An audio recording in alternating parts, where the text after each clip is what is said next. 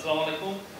আজকে মাননীয় চিফ অ্যাডভাইজারের নেতৃত্বে একটা খুব ইম্পর্টেন্ট মিটিং হয়। মিটিংটা ছিল বিদেশি পাচারকৃত অর্থ ও সম্পদ পুনরুদ্ধার এই সংক্রান্ত গৃহীত কার্যক্রম ও প্রগতির পর্যালোচনা করে। তো এই বিষয়ে আমাদের বাংলাদেশ ব্যাংকের গভর্নর মহোদয় আহসানিজ মনসুর উনি কথা বলবেন। Thank you. ধন্যবাদ। এটা আমাদের রুটিন পর্যালোচনা ছিল।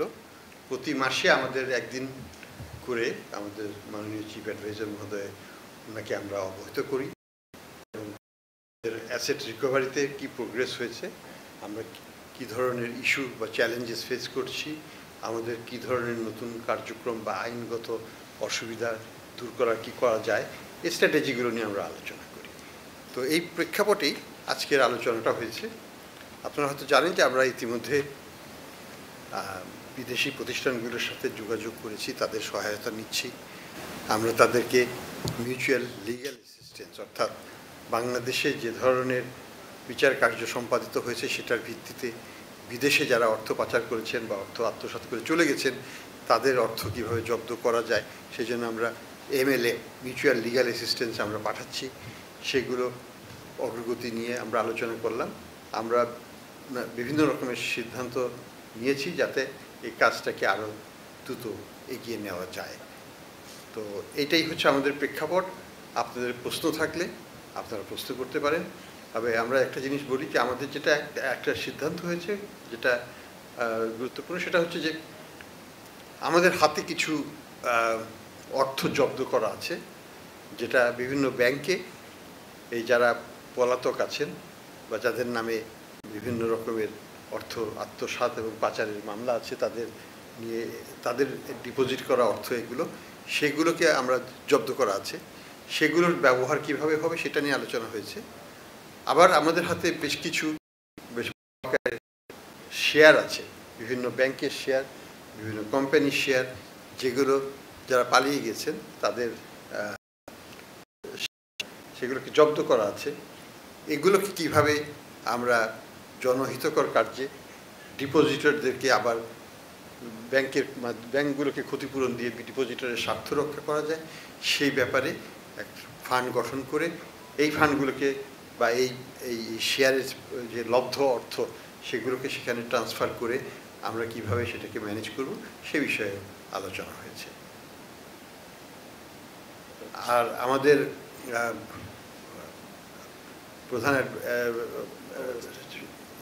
প্রধান উপদেষ্টা লন্ডন সফরে যাবেন, তখনও এটি বিষয়ে উনি কিছু তৎপরতা চালাবেন, সেই বিষয়টা নিয়েও আমরা আলোচনা করেছি। তো এইটাই হচ্ছে সারসংক্ষেপ। আপনাদের নিশ্চয়ই প্রশ্ন আছে, আমরা জবাব দেওয়ার চেষ্টা করব। প্রধান উপদেষ্টা আসলে বলেছেন যে লুটের টাকা ম্যানেজমেন্ট ফান্ড একটা করার জন্য যেটার দ্বারা উনি যেটা বলেন ডিপোজিটর এবং এট দ্য সেম টাইম দরিদ্র জনগোষ্ঠী করোনার্থে এই লুটের টাকাটা অনেক এটা এই পুরো টাকাটা সত্যিকার অর্থে বাজেট বা অন্য কোনো কিছুতে নিয়ে এসে এটা পুরো দরিদ্র জনগোষ্ঠীর জন্য লুটের টাকা ম্যানেজমেন্ট হবে এবং এটা উনি আজকে নির্দেশ দিয়েছেন। এই সংক্রান্ত একটা সিদ্ধান্ত হয়েছে। আরো অনেকগুলো বিষয় নিয়ে হয়েছে, আপনারা কোশ্চেন করতে পারেন। উই ইনভাইট আপনার কোশ্চেন করার আগে নাম বলবেন এবং আপনার প্রতিষ্ঠানের নাম বলবেন। Thank you.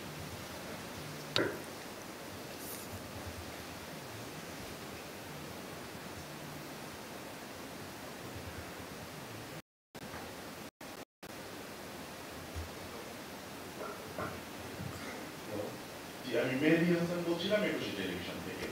এ পর্যন্ত যে টাকা এবং শেয়ার জব্দ হয়েছে এগুলোর টোটাল বাজার মূল্য কত? আর দ্বিতীয়ত, কোনো কারণে আমি পালিয়ে গেছি, আমি অপরাধী পালিয়ে গেছি, আমার টাকা বা সম্পদ আপনি জব্দ করবেন,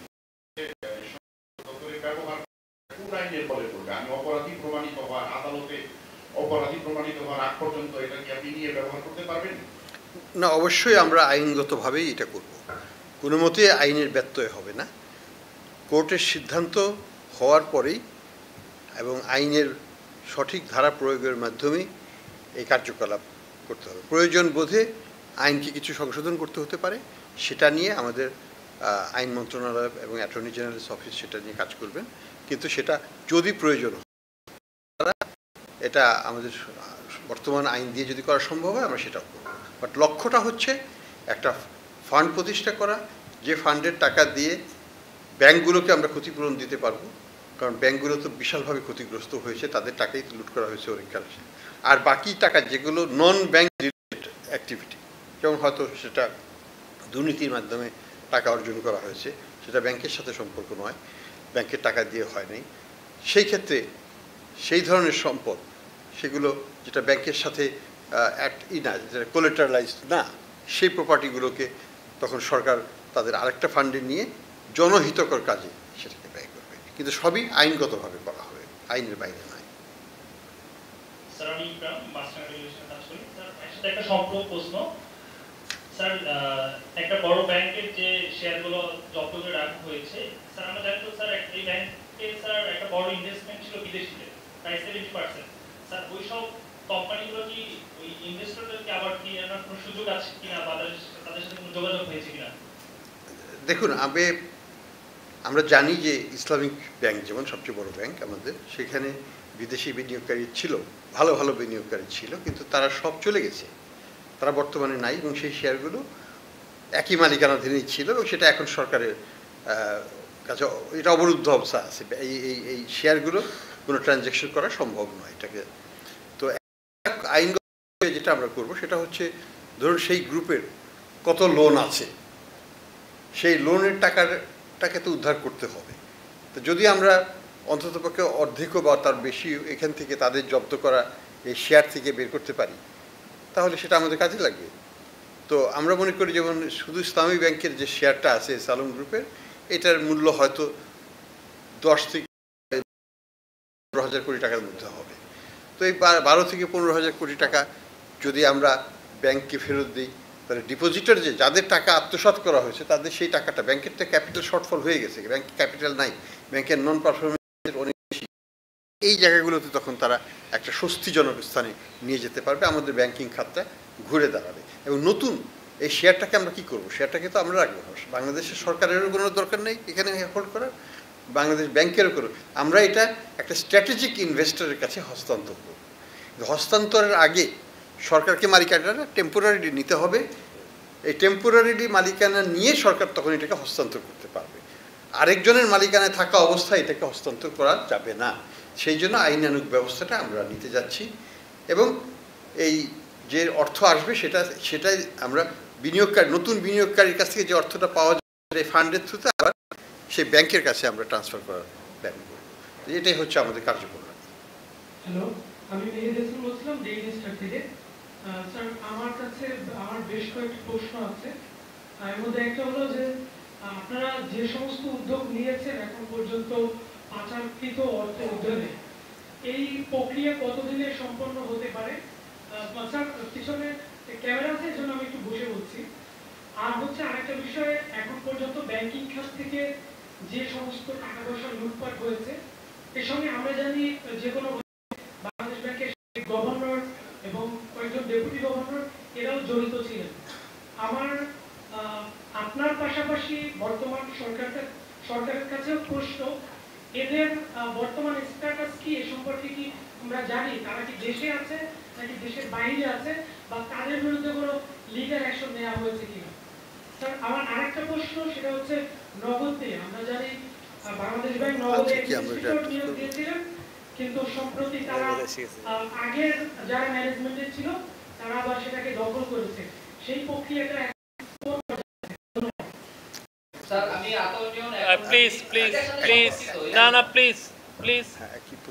প্রথম প্রশ্নটা কি ছিল? আমার প্রথম প্রশ্ন ছিল যে যে সমস্ত টাকা পাচার হয়েছে এগুলো ফেরত আনা কতদিনে সম্ভব? আচ্ছা, হ্যাঁ বলছি, আমাদের তো কোনো অভিজ্ঞতা নাই টাকা কিভাবে ফেরত আনতে হয় বা ইত্যাদি ব্যাপকভাবে এটাকে করার জন্য, কিন্তু ইন্টারন্যাশনাল এক্সপিরিয়েন্সটা এটা 4 থেকে 5 বছর লাগে আইনি প্রক্রিয়া শেষ হতে।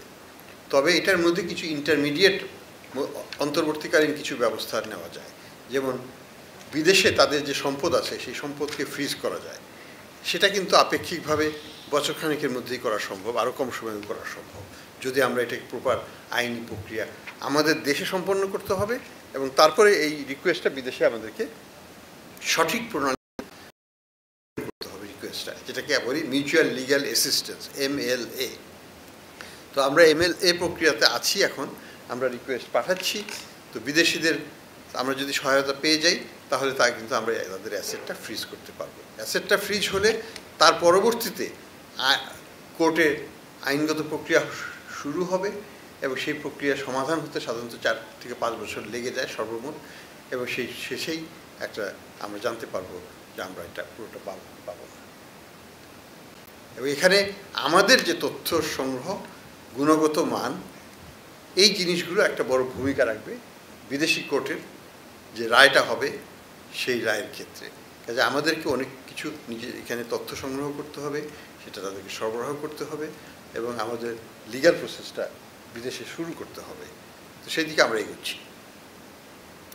আর যেটা বললেন বাংলাদেশ ব্যাংকের, আমরা তো ধরুন দুর্নীতি যদি হয়ে থাকে সেটা দুদক আছে, তারা সেটাকে তদন্ত করবে, তদন্ত করে যদি তাদের মনে করেন যে চার্জশিট আনা তারা সেটা নিয়ে আসবে। এখানে দুদককে কেউ বাধা দিচ্ছে না, দুদক তার নিজস্ব প্রক্রিয়ায় এই কাজটা করবে। এখানে আমি কোনো মন্তব্য করাটা একেবারেই সমীচীন হবে না বলে আমি মনে করি। আর নগদের ব্যাপারে আমাদের পজিশন সুস্পষ্ট। আমাদের মুখপাত্র যেটা বলেছেন যে আমরা মনে করি যে নগদের যারা অরিজিনাল ম্যানেজমেন্ট ছিল এবং বোর্ড ছিলেন তারা অর্থনৈতিক, যেটাকে আমরা বলি যে বিভিন্ন ধরনের ম্যালফেশিয়াস, অর্থাৎ দুর্নীতি, এবং এটার মাধ্যমে টাকা আত্মসাৎ করেছে, যার পরিমাণ আমরা জানি যে 650 কোটি টাকা মতো মানি ক্রিয়েট করেছে, যেটার এগেনস্টে প্রকৃত অর্থ ছিল না। দ্বিতীয়ত তারা আমাদের যে সরকারের যে দারিদ্র্য বিমোচন কর্মসূচির অধীনে যে ধরনের অর্থ ট্রান্সফার করা হতো, নগদের মাধ্যমেই করা হতো শুধু, সেইখানে তারা প্রায় 2000 কোটি টাকার উপর তারা সেখানে আত্মসাৎ করেছে। এটা আমাদের বাংলাদেশ ব্যাংকের অডিটেও ধরা পড়েছে, এবং এটা আমরা যে ইন্টারন্যাশনাল অডিট ফার্ম দিয়ে অডিট করেছিলাম সেটাতেও ধরা পড়েছে। তো আমরা মনে করি যে আমরা তাদের হাতে কোনো মতেই এই নগদের কার্যক্রম আবার ফেরত যাওয়াটা উচিত নয়, এবং যেহেতু কোর্টের একটা সিদ্ধান্ত হয়েছে আমরা এটাকে অ্যাপিল করেছি পূর্ণাঙ্গ কোর্ট বেঞ্চে, এবং এটা শীঘ্রই শুনানির ডেট দেওয়া হবে। আমরা মনে করি যে তখন আমরা আমাদের পক্ষে রায় পাব, কিন্তু আমরা একটু শঙ্কিত যে এই সময়ের মধ্যে তাদের পুরো কন্ট্রোল কিন্তু তারা নিয়ে নিয়েছে এই সিস্টেমে, যেটার উপর আমাদের হাত থাকবে না, কারণ আমরা আইনগতভাবে একটু অসুবিধাজনক অবস্থাতে আছি বিকজ অফ কোর্টের এই রায়ের কারণে। স্যার, আমি আতাউর নিয়ন এখন টিভি থেকে প্রথমে নগদের বিষয়টা বলি। সেটা হচ্ছে আপনি বলছেন যে এই সময়ের মধ্যে প্রায় 7 দিন হয়ে যাচ্ছে, যে এই মধ্যে তারা অনেক কিছু করে দিতে পারে যেখানে আমাদের কোনো হাত থাকবে না আইনের কারণে। সেক্ষেত্রে যদি তারা আবারও অর্থ ক্রিয়েট করে বা পাচার করার সুবিধা পায়, সুযোগ তৈরি করে, সেই জায়গাটা কি আরেকটা বড় ক্ষতির সম্মুখীন হবে কিনা সাধারণ মানুষজন? বড় কোনো ক্ষতির সম্ভাবনা নাই, কারণ আমরা ব্যাংকগুলোকে বলে দিয়েছি যে বড় কোনো ধরনের ট্রানজ্যাকশন তারা করবে না, ক্যাশ ইন ক্যাশ আউট করতে পারবে, এর বাইরে না। ক্যাশ দিলে ক্যাশ আউট করতে পারবে, কাজে আমরা সেফগার্ড নিয়ে নিয়েছি অলরেডি আমাদের দিক থেকে। তবে তারা যেটা করবে বা করতে পারে বলে আমরা সন্দিহান, সেটা হচ্ছে যে তারা তাদের যে অপকর্মগুলো করেছে সেগুলোকে মুছে ফেলার চেষ্টা করবে, তারা ডকটট করার চেষ্টা করবে ডেটাবেসকে মুছে দেবে, বা অন্যভাবে এটাকে তারা ইনফিল্ট্রেট করবে, যেটা আমাদের কাজকে আরও কঠিন করে তুলবে। এটা নিয়েই আমরা শঙ্কিত। নতুন করে বড় কিছু ক্ষতি করার সম্ভাবনা হয়তো তাদের থাকবে না, কিন্তু নিজেদের স্বার্থে তারা এটাকে অপকর্মে ব্যবহার করবে। স্যার, আরেকটা প্রশ্ন ছিল পাচারের অর্থের বিষয়ে। আপনি বারবার বলেছেন যে সব অর্থ ফেরত নাও আসতে পারে, কিন্তু যারা পাচার করেছে তাদেরকে শান্তিতে থাকতে দেওয়া হবে না। ইতিমধ্যে যেসব দেশে পাচারকারীরা অবস্থান নিয়েছে সেই সব দেশের সাথে কি কথা হয়েছে, তাদের বিষয়ে দেশগুলো কি জানিয়েছে, তাদের বিরুদ্ধে কোনো ব্যবস্থা নিবে কিনা? আমরা তো দেশগুলোর সাথে কথা বলছি। ইনফ্যাক্ট আজকেও এখনও ঢাকাতে ইউকে সরকারের যে IACCC, তাদের যা হেড অফ তারা সে ঢাকায় আছে, তারা আমাদের সাথে সহযোগিতা করতে চায়। তারা আমাদেরকে 6 মাসের জন্য একটা ব্রিটিশ এক্সপার্টও দিয়েছে, যে আমাদের তদন্তকারীদেরকে হাতে কলমে ধরে শেখাবে যে কীভাবে এমএলএ তৈরি করতে হয়, কিভাবে কেসগুলোকে ডকুমেন্টেশন করতে হয়, এভিডেন্স গ্যাদারিং, যদি মামলা জিততে হয় আমাদেরকে এভিডেন্স গ্যাদারিং ইন্টারন্যাশনাল স্ট্যান্ডার্ডে করতে হবে, দেশীয় স্ট্যান্ডার্ডে করলে হবে না। তো এই জায়গাটায় আমাদের গ্যাপস আছে, আমরা চেষ্টা করছি সেই গ্যাপগুলোকে মেটাতে। আমাদের যারা তদন্ত কর্মকর্তা তাদেরকে নতুন করে ট্রেনিং দেওয়া হচ্ছে, আন্তর্জাতিক মানসম্মত তদন্ত কার্যক্রম যাতে তারা পরিচালনা করতে পারেন, এবং ডকুমেন্টেশনটা যেন ঠিক করতে হবে। ইটস অ্যাবসলিউটলি ইম্পর্টেন্ট ডকুমেন্টেশনটা তৈরি করা, সেই জায়গাগুলোতে তারা সহায়তা দেবে। তো বিদেশিদের দিক থেকে আমরা প্রচুর আগ্রহ পাচ্ছি। আমি গত সপ্তাহে দুবাইতে financial intelligence unit of Dubai, সেখানে আমরা মিটিং করেছি, হেড অফ দ্য অর্গানাইজেশন সেখানে ছিলেন সারাক্ষণ। আমরা 2 দিন তাদের সাথে বসেছি, আমাদের কর্মকর্তারা বসেছেন। তারা আমাদেরকে সর্বাত্মক সহায়তার আশ্বাস দিয়েছেন। আমরা চেষ্টা করব তাদের যে রিকোয়ারমেন্ট সেই অনুযায়ী তাদের কাছে তথ্য ভিত্তিক যার ভিত্তিতে তারা আমাদেরকে সহায়তা দিতে পারবে। আসসালামু আলাইকুম, আমি মুস্তাফিজুর রহমান বলছিলাম ইউএস থেকে। আমার প্রথম প্রশ্ন হচ্ছে যে আপনি বলছেন যে যারা লুট করেছে তাদের যে অর্থ ডিপোজিট আছে আপনারা সেটা ফিক্স করেছেন, সেটা দিয়ে একটা তহবিল করেন, কিন্তু এটার মালিকানা তো আসলে টাকাই তারা হচ্ছে আত্মসাৎ করেছে। সেই ব্যাংকগুলোর টাকাই তো এখানে হচ্ছে তারাই হচ্ছে আসলে মেইন পাওয়া মানে ডিপোজিটটা। সেখানে এটা কিভাবে করবেন, লিগাল কমপ্লেক্সিটি আসবে। প্রশ্ন হচ্ছে যে আপনি একটা জয়েন্ট ইনভেস্টমেন্ট করেছিলেন, টিম গঠন করেছিলেন 10টা গ্রুপ এবং হচ্ছে শেখ হাসিনা এবং তার ফ্যামিলি থেকে। সেটার আপডেট কি, আপনারা কি পরিমাণ অর্থ পাচার হয়েছে বা আত্মসাৎ করেছে, এই তথ্যটা আপনারা কি এখন পর্যন্ত বের করতে পারছেন না, বা কি পরিমাণ পাচার হয়েছে?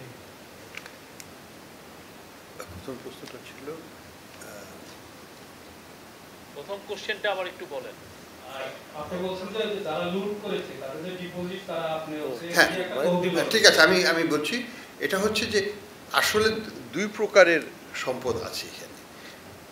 ধরুন মিস্টার এক্স, সে হয়তো মন্ত্রীও ছিল, সে হয়তো ব্যাংকের থেকে টাকা নিয়েছে।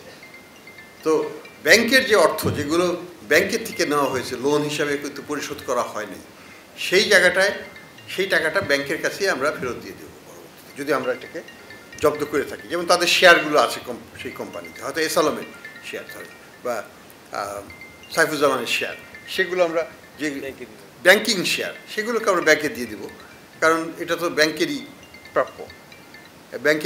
এটা হচ্ছে ব্যাংকের অর্থ তারা আত্মসাৎ করেছে, কাজেই সেইখানে তার ক্ষতিপূরণ সেখানে দিতে হবে।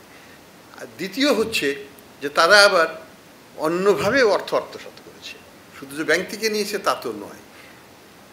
যেমন ভূমিমন্ত্রী হিসাবে অর্থ আত্মসাৎ করতে পারে, সেই অর্থগুলো তো ব্যাংকে যাবে না, সেটা সাধারণ মানুষের কল্যাণে ব্যবহার করা হবে। তো সেই জন্য আমি বলছিলাম যে দুইভাবে ব্যবহার হবে। কিছু অর্থ যাবে যেটা ব্যাংক সংক্রান্ত, ব্যাংক সংশ্লিষ্ট, সেটা ব্যাংকিং ক্ষতিপূরণ হিসাবে যাবে। আর যেটা নন ব্যাংকের সাথে সংশ্লিষ্ট নয় কিন্তু সম্পদ অর্জন করা হয়েছে বিভিন্ন অসৎ উপায়ে, সেগুলো মানুষের কল্যাণে ব্যয় করা হবে ওই ফান্ড থেকে।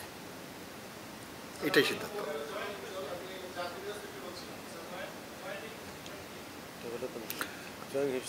জয়েন্ট ইনভেস্টিগেশন টাস্ক ফোর্স তো গঠন করা হয়েছে, তারা কাজ করছে। তাদেরকে আমরা ট্রেনিংদের ব্যবস্থা করেছি, আন্তর্জাতিক মানসম্পন্ন ট্রেনিং দেওয়া হচ্ছে। এখন 6 মাসের জন্য IAAAC থেকে একজন ট্রেনার আসছেন, উনি হাতে কলমে তাদের সাথে কাজ করবেন প্রত্যেক দিন 6 মাস ধরে। এগুলো চলছে, আমাদের মানোন্নয়ন হচ্ছে। এটা তো একদিনের প্রক্রিয়া নয়, তো তারা এভিডেন্স কালেক্ট করছেন, আমরা সেটা নিয়েও আলোচনা করেছি। সব বিষয় তো শেয়ার করা যাবে না, কিন্তু অগ্রগতি হচ্ছে, আমরা সেই অগ্রগতি পর্যালোচনা করে দেখেছি।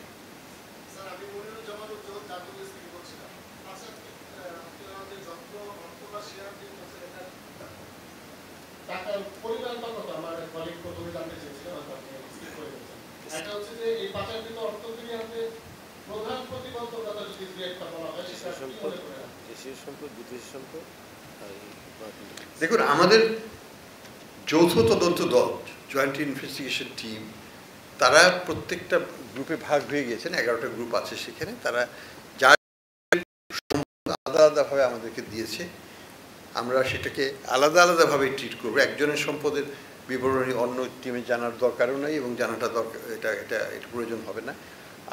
আমরা মনে করছি যে আমরা এখনও নতুন নতুন সম্পদ উদ্ঘাটন হচ্ছে, যোগ হচ্ছে, এটা একটা প্রক্রিয়াধীন ব্যাপার। তবে যে সম্পদ আমরা ইতিমধ্যেই পেয়েছি তার ভিত্তিতেই কিন্তু আমরা মামলা রুজু করা হয়েছে এবং সেই সম্পদগুলোকে জব্দ করা হয়েছে। টোটাল অ্যামাউন্টটা তো আমরা এখনই বলতে পারবো না, কারণ এটা তো বাড়ছে, এটা বাড়তেই থাকবে আগামীতেও, কারণ নতুন নতুন জিনিস উদ্ঘাটিত হয় এবং সেটা তখন সেখানে যোগ হয়। এটা এইভাবে বলাটা ঠিকও না যে এটা একটা আনুমানিক ভিত্তিতে অন্যরা বলেছেন, কিন্তু আমরা তো আইনগতভাবে তো করতে গেলে আমাদেরকে, যেমন একটা জিনিস আছে যে দালালি মূল্যটা আমাদেরকে দেখাতে হয়, আমরা তো মার্কেট ভ্যালুও দেখাতে পারি না সেখানে, কিন্তু মার্কেট ভ্যালু তো অনেক বেশি হয়, তাই না? কাজেই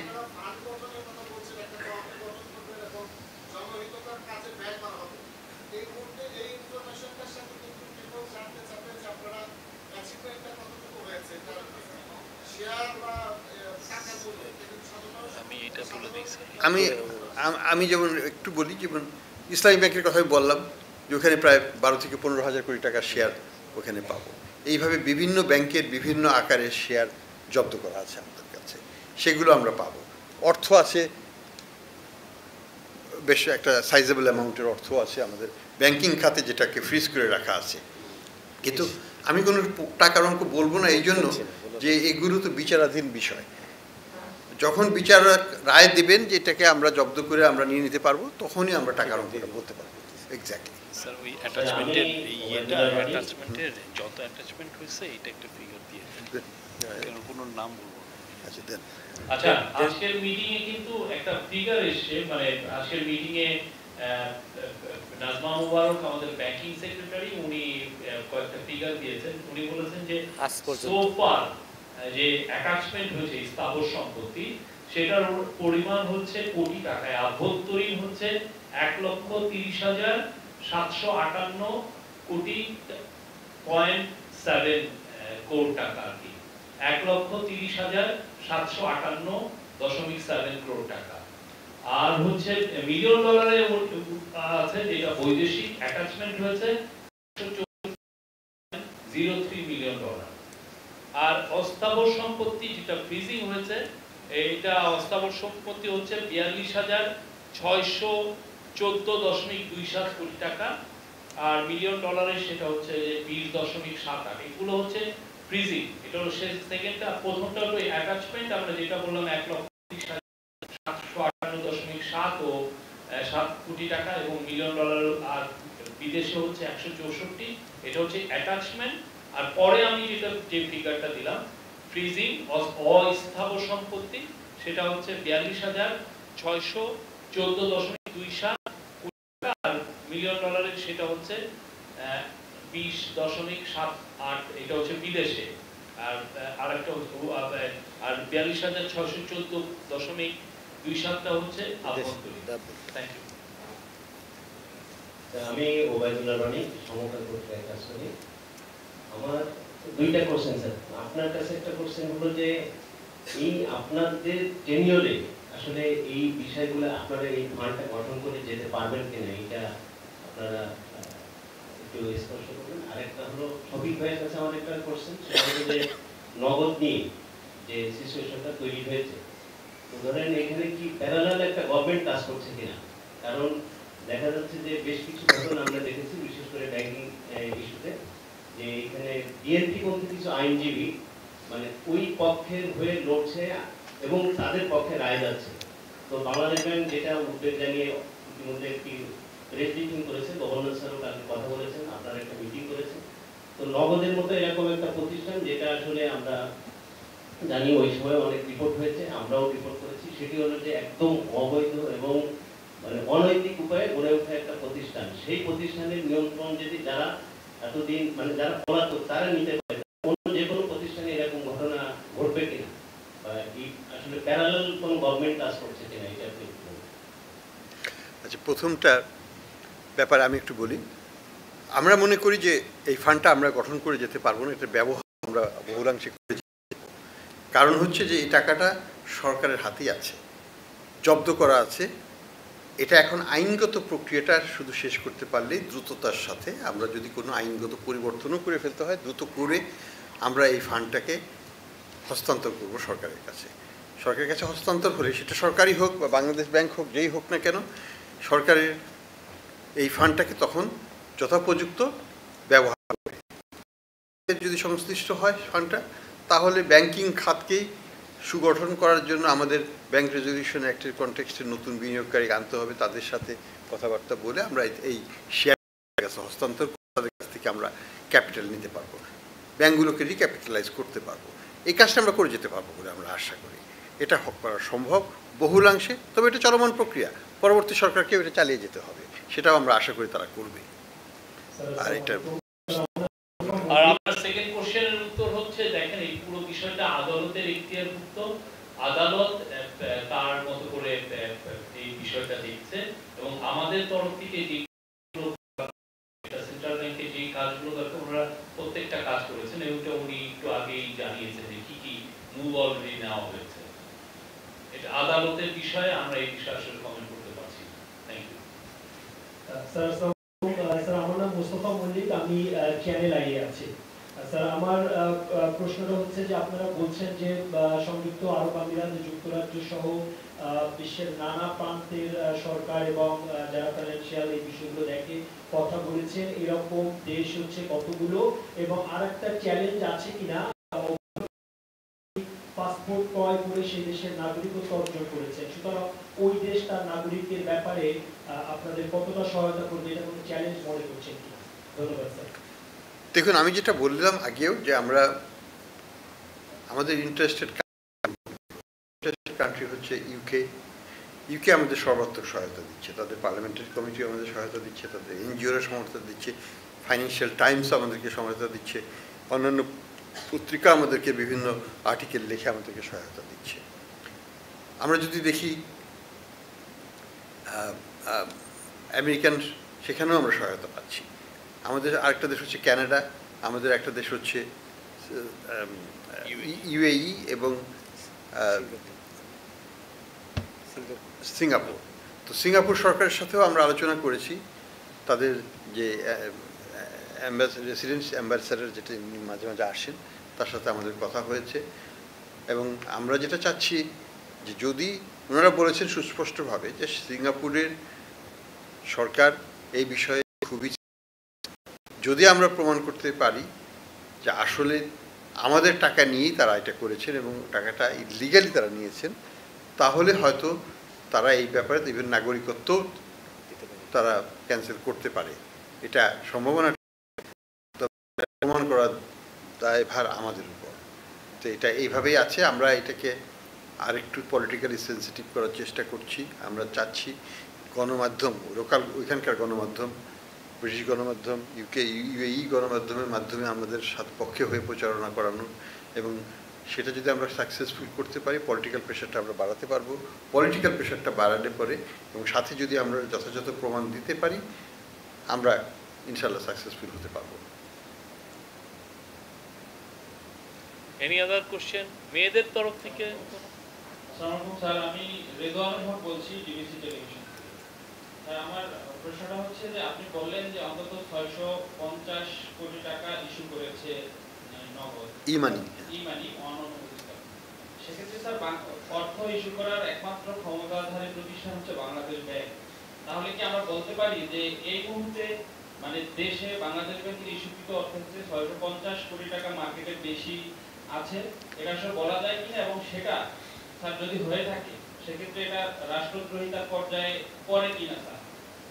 একটা বিষয় স্যার, আরেকটা হচ্ছে আপনারা যে মামলাটা করেছেন সেই মামলাটা আসলে কোন অবস্থানে আছে? আর ব্যাংক রেজুলেশন যেটা অর্ডিন্যান্স যেটা জারি হয়েছে স্যার, সেটাতে আসলে আপনারা ব্যাংক এবং আর্থিক প্রতিষ্ঠানে যেখানে মনে করেন সেখানে প্রশাসন দিতে পারেন, নগদ বা এমএফএস এর লাইসেন্স বাংলাদেশ ব্যাংক দেয়, তাহলে স্যার আপনি আইনগত একটু দুর্বল অবস্থানে আছেন, এটা কথা কেন বলবেন স্যার? আপনাকে ওই আইন কভার করে কিনা বিষয়টা?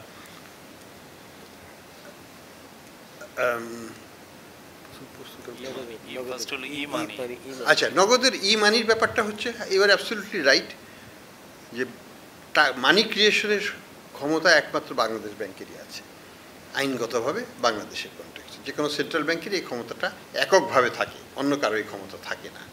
সরকারেরও থাকে না।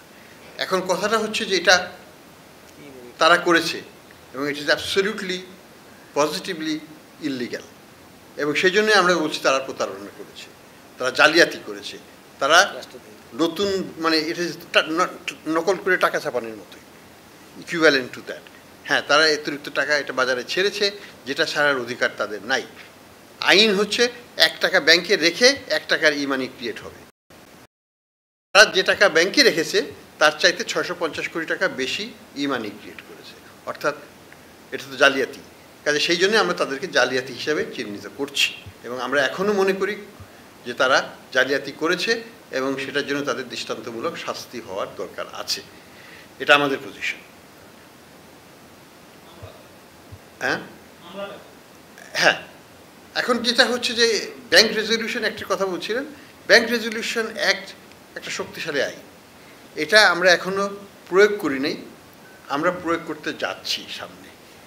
এটা প্রয়োগ করার আগে আমাদেরকে যথেষ্ট হোমওয়ার্ক করতে হবে, প্রস্তুতি নিতে হবে, তারপরে আমরা এটাতে আসবো এবং ধাপে ধাপে যাব। আমরা একবারে সবগুলো জায়গায় ইন্টারভেনশন করলে আমরা এটাকে ম্যানেজ করতে পারবো না, আমরা ম্যানেজেবল ওয়েতে এটা করার চেষ্টা করব। আমরা আশা করি এখানে এটা কার্যকরীভাবে আমরা ইমপ্লিমেন্ট করবো আগামী, যাতে আমাদের ব্যাংকিং খাত আবার ঘুরে দাঁড়াতে পারে।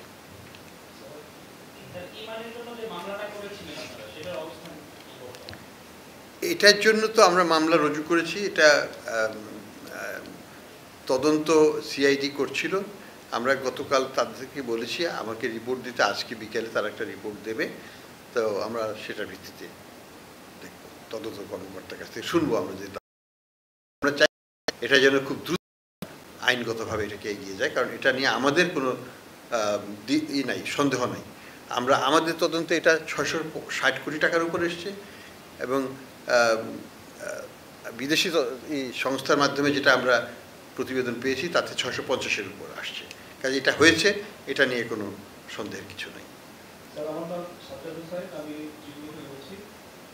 একটি যেটি আমরা দেখলাম যে যারা প্রতারণা জালিয়াতি করেছিল এখন তাদের জন্য সেই প্রতিষ্ঠানটি, এবং আপনি যেটি বললেন যে তাদের হাতে এখন অনেক কিছু করার সম্ভাবনা আছে বা আশঙ্কা আছে। এখন যাদের টাকা এই নগদে আছে সাধারণ গ্রাহকদের, এইটার কোনো মানে রিস্ক থেকে যায়? কোনো প্রতিষ্ঠান এমএফএস আমরা কিন্তু অনেক সেফগার্ড রাখি। বাংলাদেশ ব্যাংকের যে আইন আছে তাতে প্রত্যেকটা এমএফএস তাদের সংগৃহীত অর্থ ওই দিনই ব্যাংকে জমা দিতে হবে। আমরা কিন্তু ব্যাংকগুলোকে বলে দিয়েছি কোনো টাকা তুলতে পারবে না। অর্থাৎ এখন যারা কাজ করবে তারা না, তারা শুধু ক্যাশ ইন ক্যাশ আউট করতে পারবে।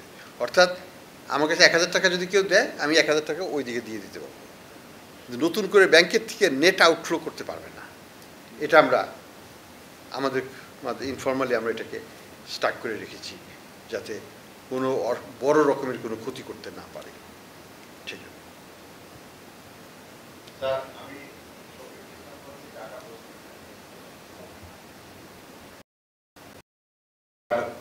নগদ একটা ছোট আর্থিক প্রতিষ্ঠানের মামলা বা আইনের কারণে আপনারা খুব চাপে আছেন। গত 3 দিন আমরা যেটা দেখলাম, বাংলাদেশ ব্যাংকের মিটিং, গতকাল অর্থ মন্ত্রণালয়ে আপনাদের মিটিং এবং পরবর্তী মিটিং প্রশ্নটা করেন। এখন স্যার আপনি আরো 14টি ব্যাংক নিয়ে কাজ করতেছেন, তাদেরকে সংস্কার করতেছেন। স্যার, এই যদি 14টা ব্যাংক যদি আপনাদের সাথে খেলে, তখন আপনাদের সক্ষমতা কতটুকু স্যার? এটা আমাদের সক্ষমতা তো আমরা তৈরি করছি, বাড়ানোর চেষ্টা করছি। আমাদের অবশ্যই আমাদের দুর্বলতা আছে, কোনো সন্দেহ নেই, আমরা সেটাকে ওভারকাম করার চেষ্টা করছি। এখন কথা সেই জন্যই আমি বললাম যে আমরা ধাপে ধাপে এগোবো। একবারে সবগুলো 14টা ব্যাংক আমরা রেডি করতে পারবো না, বা 14টা বা আরও বেশি ব্যাংক হয়তো আসতে পারে, সেগুলোকে আমরা হ্যান্ডেল করব। আমরা ধাপে ধাপে এগোবো, আমাদের সক্ষমতা অনুযায়ী আমরা এগোবো। যেটুকু গিলতে পারবো না সেটুকু প্লেটে নেব না, যেটুকু খেতে পারবো সেটুকুই নেব। স্যার, আমি প্রথমে কাজ করি। স্যার, আপনি বলতেন যে টোটাল আসলে কত টাকা ব্যাংক এবং আর্থিক প্রতিষ্ঠানগুলো থেকে লুট হয়েছে, আপনারা যাদের নিয়ে তদন্ত করছেন। আর আপনি শুরু থেকে বলছিলেন যে আপনার যারা টাকা পাচার করছে তাদেরকে আপনি শান্তিতে থাকতে দিবেন না, কিন্তু তারা তো খুব ভালো শান্তিতে আছে, আমরা দেখতেছি। দেশে যারা আছে এবং বিদেশে আছে, আমরা যেগুলো তাদেরকে আমরা খবর পাই, কথা হয় আমাদের সাথে অনেকে, তারা খুব ভালো আছে, তারা পরবর্তীতে আমরা অল্প কিছুদিনের মধ্যে দেশে চলে আসবো, 5 মাস 6 মাস পরে চলে আসবো পর্যন্ত। না, আমি প্রথমটার আমি জবাব আগেই দিয়ে দিয়েছি, ওটাকে আর আমি যাচ্ছি না। দ্বিতীয়টার ব্যাপারে আমি বলবো যে তারা যে শান্তিতে আছে সেটা আমি মনে করি না। তারা নিজেদের লয়ার নিচ্ছে, বড় বড় লয়ার নিচ্ছে। আমরা শুনছি সালম যে লয়ার নিচ্ছে সেটা নাকি $30 মিলিয়ন তার বার্ষিক তাদের ব্যয় হবে। তো এগুলো তো শান্তির লক্ষণ না। হ্যাঁ, তবে কথা হলো যে আমি যেটা আগেও বলেছি, টাকা উদ্ধার করা আর শান্তিতে থাকা দুই জিনিস। উদ্ধারের সময় লাগবে, কিন্তু ঘুম নষ্ট আমরা কিন্তু এখন থেকেই করতে পারছি বলে মনে হয়। তাদের হবে লিগ্যাল প্রোটেকশন, তাদেরকে নিতে হবে, আমরা আইনগতভাবে তাদের পিছনে যাব। ঠিক আছে, ধন্যবাদ। আরেকটা বিষয়, শান্তিতে যে ন্যায় তার আরেকটা রিফ্লেকশন হচ্ছে, আমরা সোফার আরো কয়েকটা ডিসিশন এসছে, সেটা হচ্ছে যে মাঝারি আকৃতির যারা 200 কোটি টাকা ও তদন্ত কেসের ক্ষেত্রে বিদেশি আইনি সংস্থার মাধ্যমে অর্থ পুনরুদ্ধারের পরিকল্পনা নেওয়া হয়েছে। এই সকল ব্যাংক ও আর্থিক প্রতিষ্ঠানতে এই ধরনের সম্ভাব্য 125টি কেস চিহ্নিত করা হয়েছে। এ পর্যন্ত 20টি আন্তর্জাতিক আইনি সংস্থা ও লিটিগেশন ফান্ডের নিকট আবেদন পাওয়া গেছে। আন্তর্জাতিক আইনি সংস্থা লিটিগেশন ফান্ড নির্বাচনের মানদণ্ড ও নির্বাচন প্রক্রিয়া সম্পর্কিত গাইডলাইন লিটিগেশন ফান্ড হচ্ছে।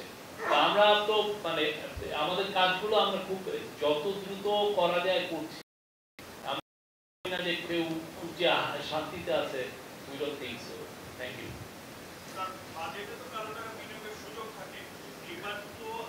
না, এটা আজকের বিষয়।